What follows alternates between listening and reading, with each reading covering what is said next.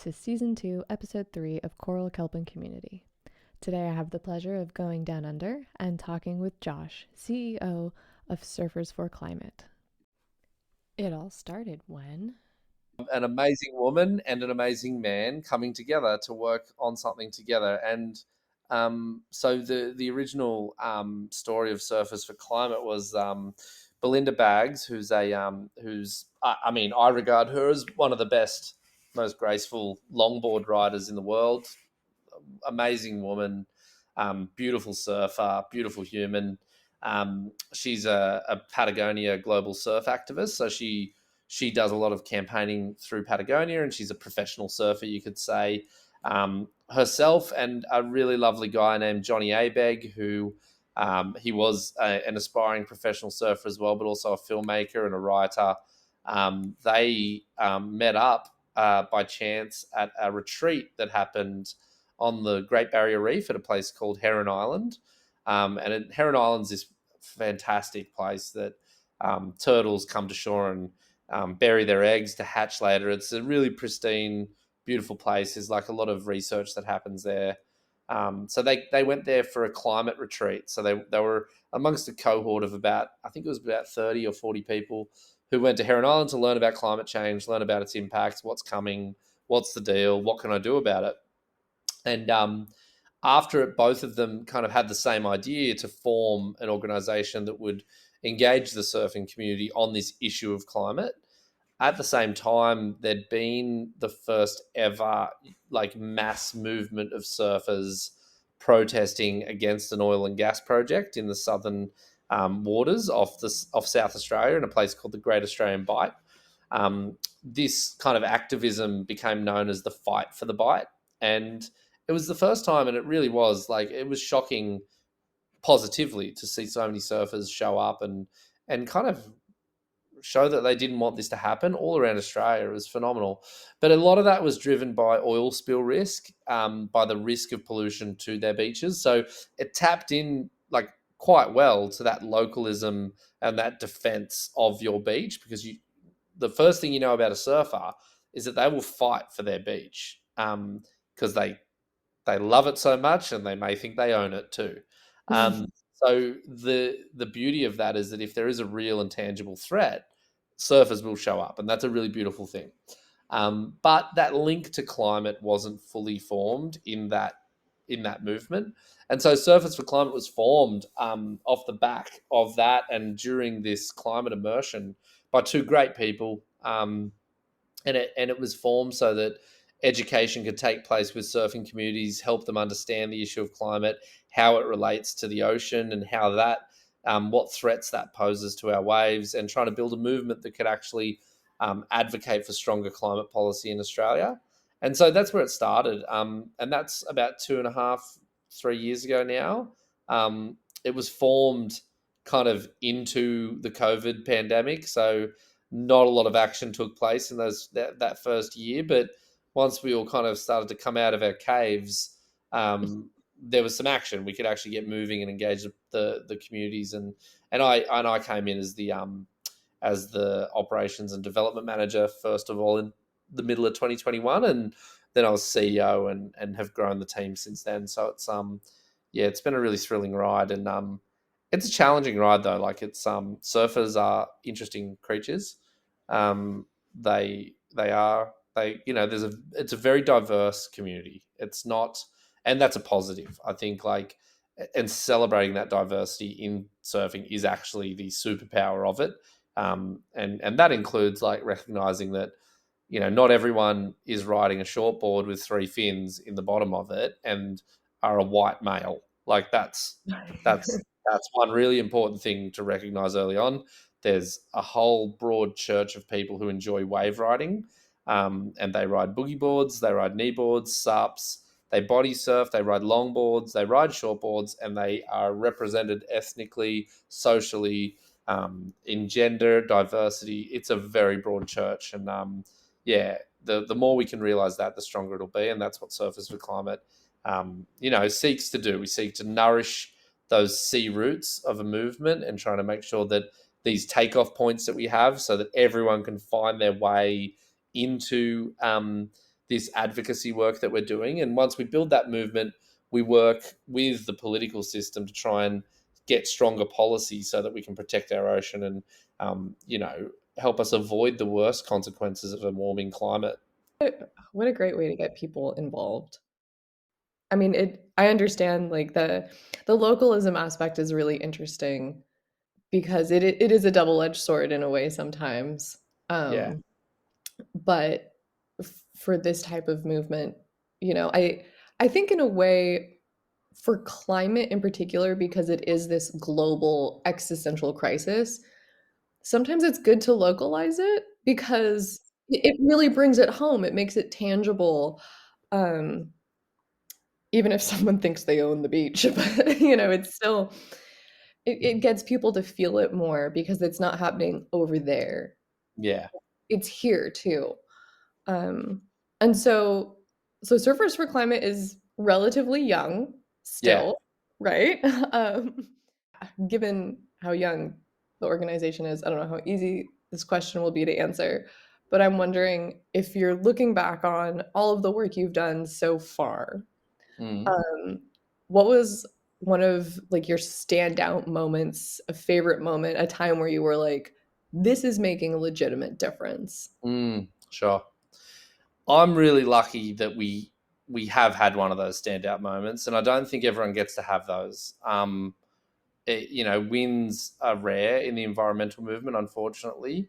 Mhm. But I think the work that we did to engage a number of politicians from the conservative side of politics in New South Wales to introduce legislation into the parliament to ban offshore sea mining in the coastal waters of New South Wales was it doesn't solve every problem, by the way, with the threats from fossil fuels in our ocean, but it was something that really culminated. It was 2 years of work. It was the culmination of 2 years of work of like nourishing positive relationships, engaging with politicians who typically don't get engaged on environment. Conservative politicians around the world, they like some of them are anti progress for sure.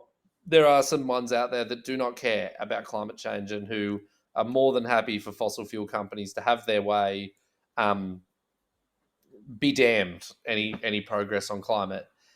So they exist, but there are some great politicians in that space as well who do care about the climate issue and who are receptive to um, opportunities to engage in it and to do something meaningful about it. So we managed to work well with the Liberal and National Party in New South Wales. In particular, a number of specific members in coastal electorates who had communities that cared about offshore oil and gas expansion off their coast. So yeah, we got that chance to get it into the parliament. It's going through a process. This legislation, it's not over the line yet, but just to get that opportunity to bring, you know, to have conversations with politicians and then actually see them act on that conversation is a remarkable feeling because um, I guess even without the win assured, the nature of this legislation and the messenger who's delivering it is interesting and a first of its kind. So to have a conservative party put forward legislation like this is remarkable and it changes the nature of what's possible in Australian politics. And that's this idea. It was explained to me. I can't remember who exactly is the who this is named after, but the Overton window is this phenomenon of what is possible politically. It's within this window, and when certain things happen, the window shifts, so a new normal is created, and you can actually achieve new things from that shift. And I think what was interesting for me individually to experience was um, when the Liberal Party and the National Party came together to endorse this bill and to really push it, the window moved in real time, and you kind of when you live through that and you're conscious of it, it's quite a phenomenon because you can speak about something in a way from one week to another that wasn't possible. and it's remarkable, and you see it's almost like there's new connections being made in the brains of people who receive the information and the knowledge of it, that a new possibility is there. And that excites me about politics and about this work. And that's that win that we were able to have, because at the very end of the day, if you don't have all politicians on board, regardless of their ideologies, if they're not on board the issue of climate change and what we need to do, then progress is always going to be a bit of a yo yo. Because the one thing we know about politics, regardless of climate change, is that politicians get voted in and they get voted out. And it Mhm. doesn't, unless you want a dictatorship where they stay in forever, sure, we can go there. I don't think everybody wants that in where we come from, but um, it's definitely the case that in democracies, political parties come and go, not necessarily because they come and go for many reasons, which may have nothing to do with climate. But what's really good in Australia is that there is an appetite now. There is this race to the top, at least in New South Wales, on climate policy, which is only positive, because at the very end of the day, if the major political parties, and I guess with you as a Californian, um, if only every election in America was fought over climate and environmental protection, well, then you'd find that policy would get stronger and better and stronger and better. If it is one of those top line issues and there is a battle to win votes because of action on climate. So, yeah, it's a really positive thing to be a part of for me. I'm really proud of it. And look, there's so much that goes into that. There's so many people who help along the way. So I wouldn't frame it as something Josh did. It's just I was able to be a part of it, and play a role in it. And that part is still being played. It's kind of happening now still, so it's been Yeah. exciting. No, that is really amazing. And even though I don't live in Australia, like hearing that the conservative politicians listened to you Mm, and were on board with that legislation, like that's a very hopeful thing in a time when there's not a lot of hope. And so it's totally, like totally. I'm not in the same hemisphere and I'm like, yes. Well, you had it before us, though. To be fair, in California, Governor Schwarzenegger was the first kind of world leader to talk about climate change. In a big way. Republican. So Yeah, that the was already done before it was done here. And like him or not, I don't know what other policies he did, but there's a track record there for him speaking out, and that was pretty remarkable as well at the time, because you wouldn't have found many other Republicans speaking about climate the way he did back then. And I mean, that's a while back now too. So I feel like you've got a success story there yourself, about what's possible.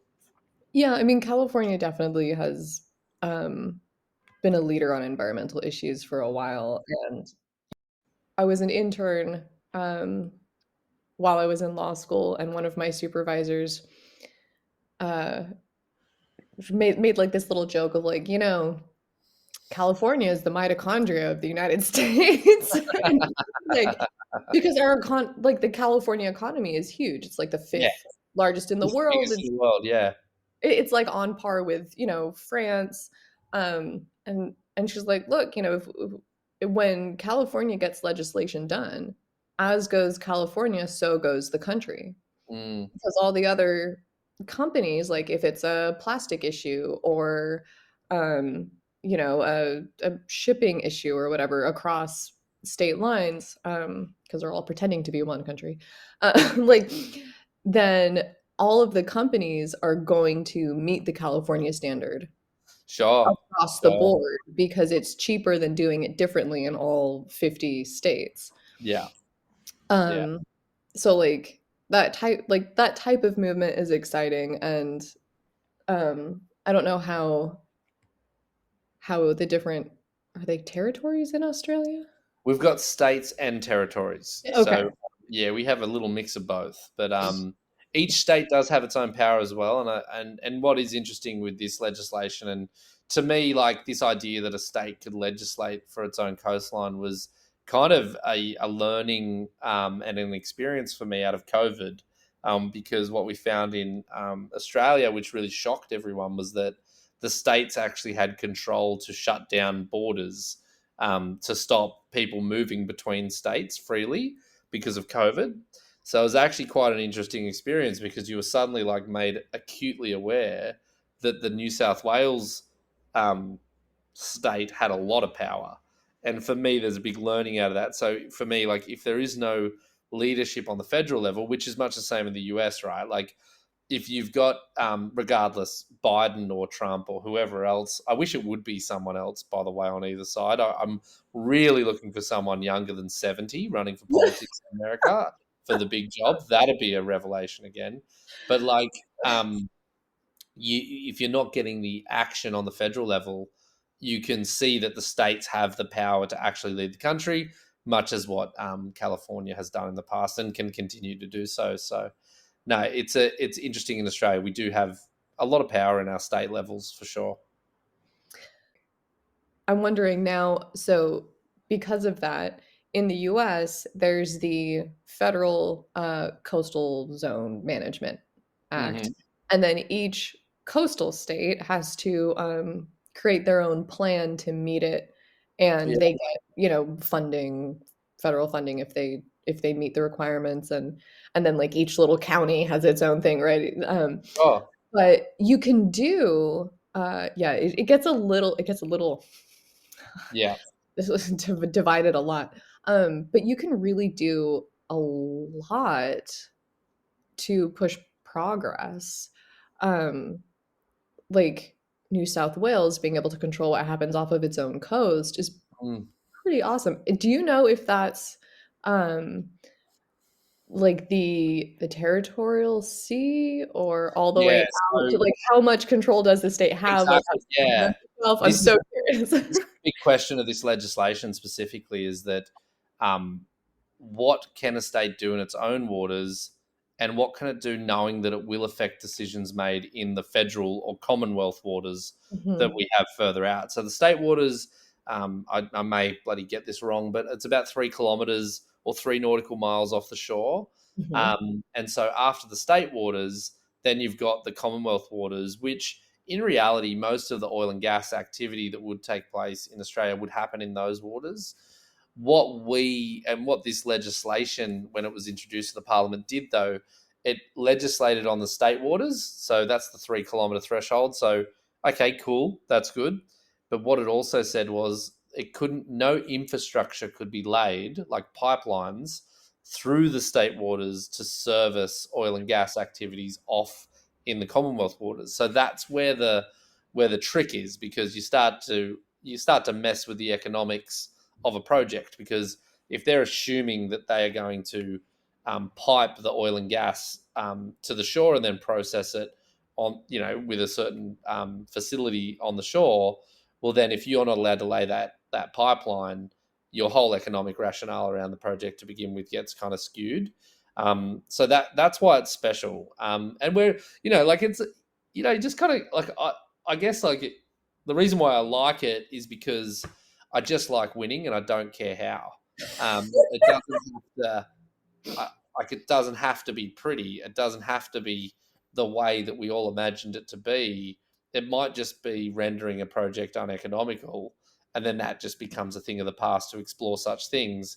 It's kind of the same as like there's legislation in place already that makes it uneconomical to start a cigarette company, probably. Like we've got I hope legislation so. in place. I hope so, but you know what I mean? Like there's lots of things in life that you just wouldn't start doing because it wouldn't work.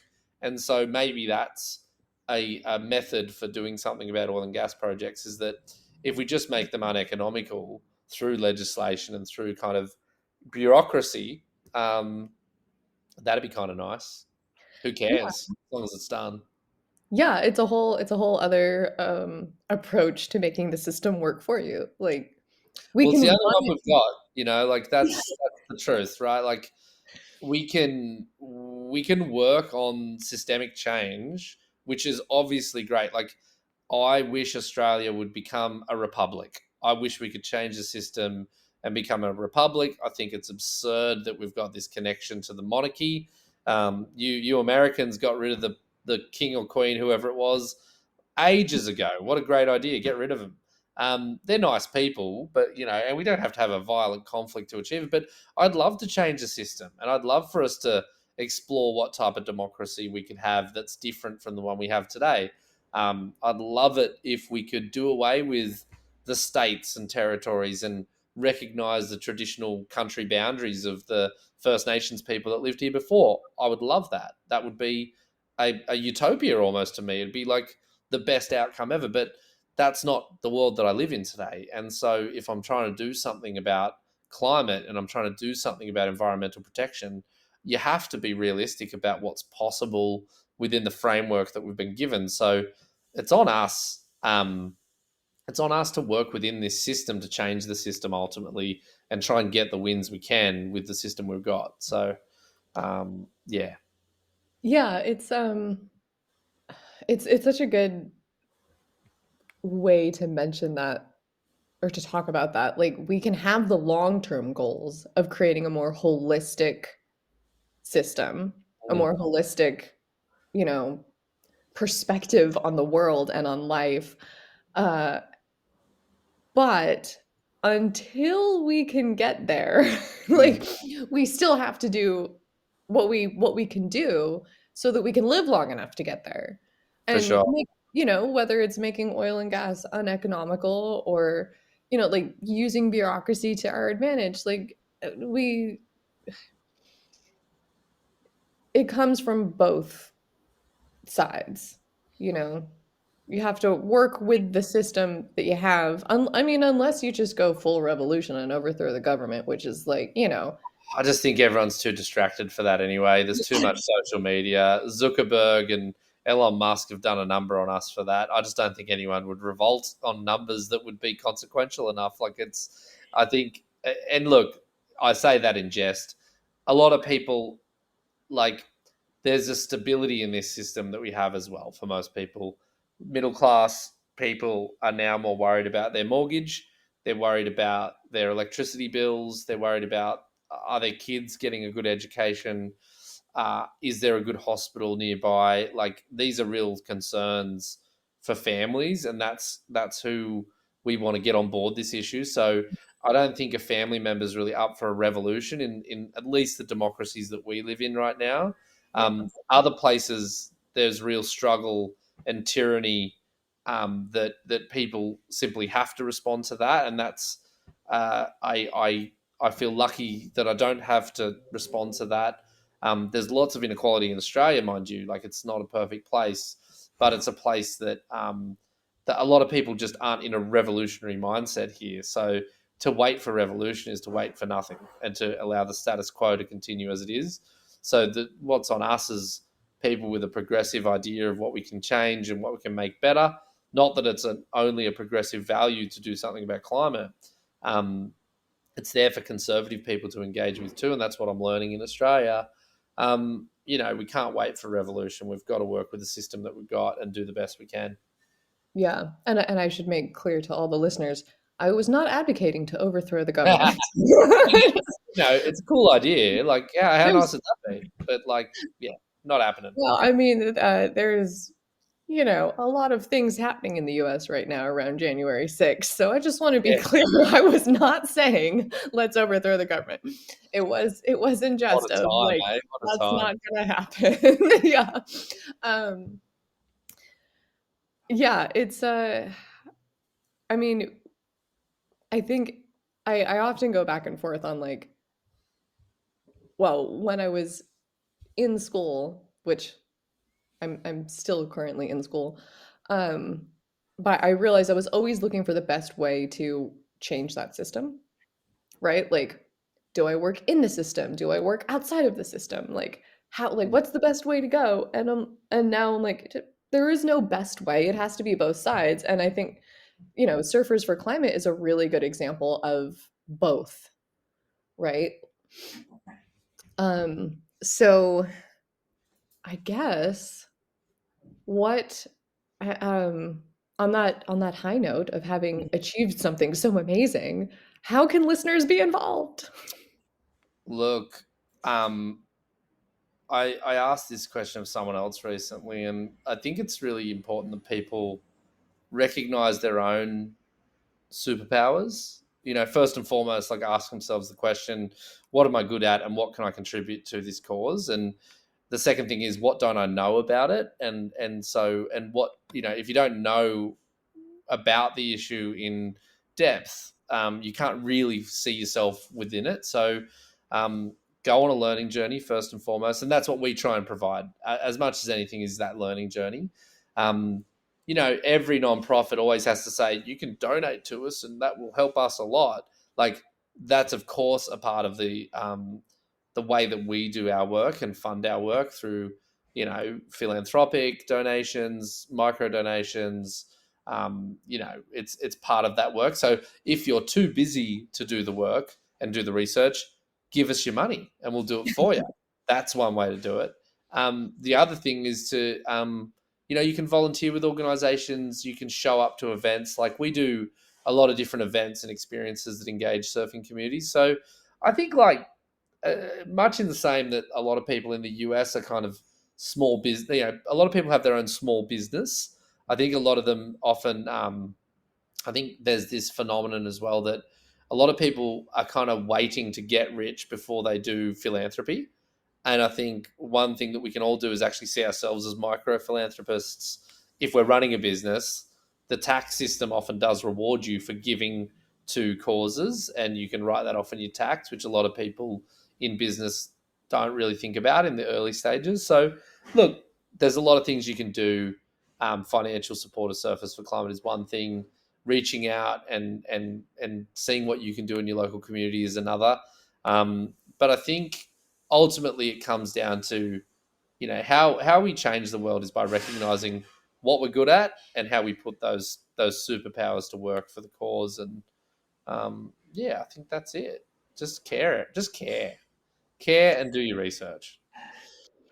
I love it. Have you seen there's a TED Talk by Dr. Iona Elizabeth Johnson, who I have a huge career crush on. Okay.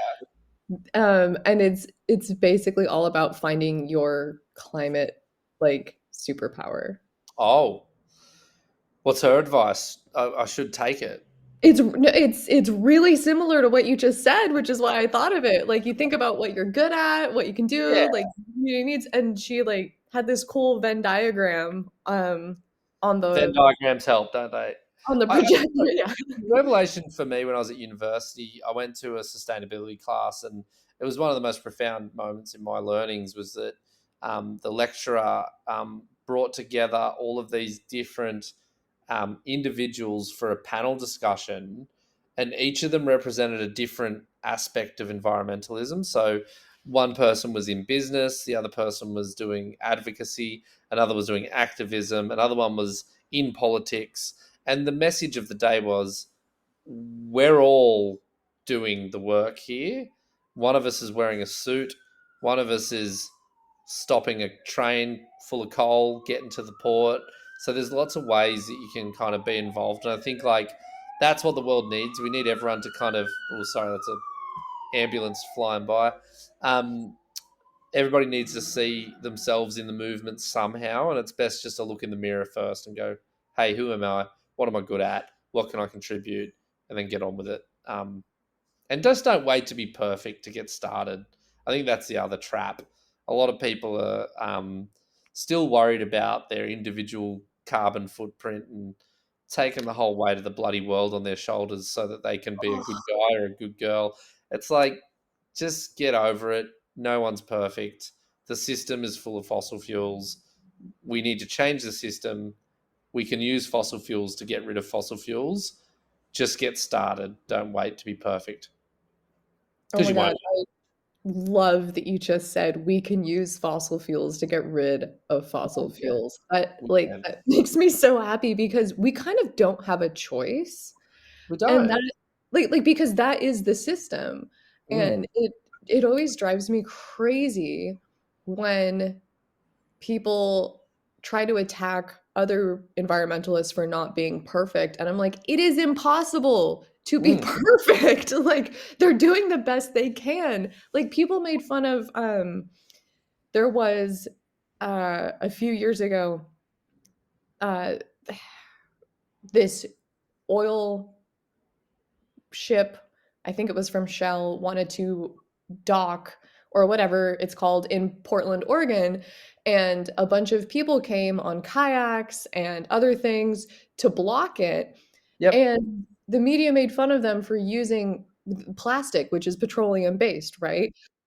And look, it's an easy criticism, but I think like at the end of the day, like the real trick is no one ever wants to be called out as a hypocrite. We want it all. We want our words, our deeds to match our words, and I Yeah. think that's the trick. Like you have to let go of that if you're going to function in this space because you will not be perfect. You will have dirt on you from the very beginning, and if you're worried about that dirt and what people think about you, you're going to fail. So you have to let go a little bit and be willing for idiots to try and call you out because they are idiots, and I think a lot of them are doing it because they don't want to be challenged to change their lives. Not that that's really what we're asking. We're just asking that people vote for the change and embrace a cleaner future, which can benefit everyone. So the idea that the world, because I guess the question I would ask of someone who's criticizing or kind of defending fossil fuels is to say, well, is the world perfect as it is today with fossil fuels? Like, because there's a lot of problems going on here. Like, well, there's definitely a problem going on outside. I was just gonna say, prime example, whatever's happening Yeah, outside your window. hopefully it's I not hope bad. everyone's okay. Yes, hope someone's all right. Um, Yeah, so it's definitely like this thing that you have to I'm not saying to have a thick skin. You kind of just have to not give a fuck about what people think. And if you yeah, do, you're not going to really be able to do this. So, yeah, walk proudly forward and do good things. And if you got to use a car with petrol, get on with it. Don't fuss. yeah. I mean, what honestly, the thing that really helped me get over it the most, um, I picked up this book called A Field Guide to Climate Anxiety. Oh, And I almost didn't pick it up because I thought the title was a little too cheesy. mm, Um, but I was like, no, I should read this. And a few pages in, it pointed out the author, she pointed out that the term carbon footprint mm, was coined by British Petroleum, and they yeah, were the first ones to put your carbon calculator online mm, because they want you focused on yourself as an yep, individual. Because if you're busy freaking out about what you buy at the grocery store or how you get around town mm, as an individual, then you're not engaged in systemic change. You're not trying to change policy because you're too focused on yourself. mm, And, like on the one hand, people think that they can only control their own actions, which is kind of true, but also kind of not because you're in this system you didn't create. mm, Like, I've lived places where I really wanted to take public transit because it's better for the environment, obviously, but I could not because it wasn't I didn't have the time.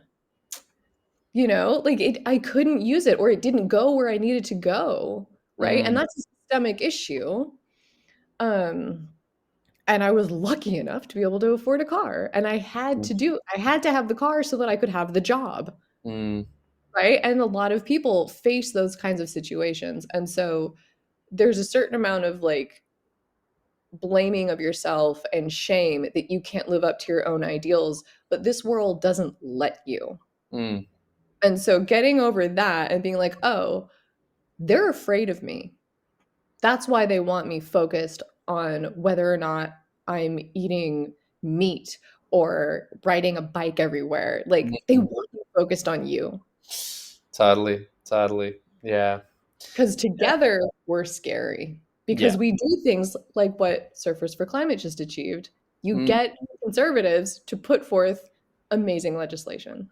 Yeah, and they do it themselves as well. A lot of it is common sense, but yeah, and ultimately, at the end of the day, like the way our system works is changing legislation. A lot of people like to say that the power of business to solve everything, but as far as I'm concerned, businesses only do what they're permitted to do by governments, which is what I want. I don't want businesses to be writing the rules.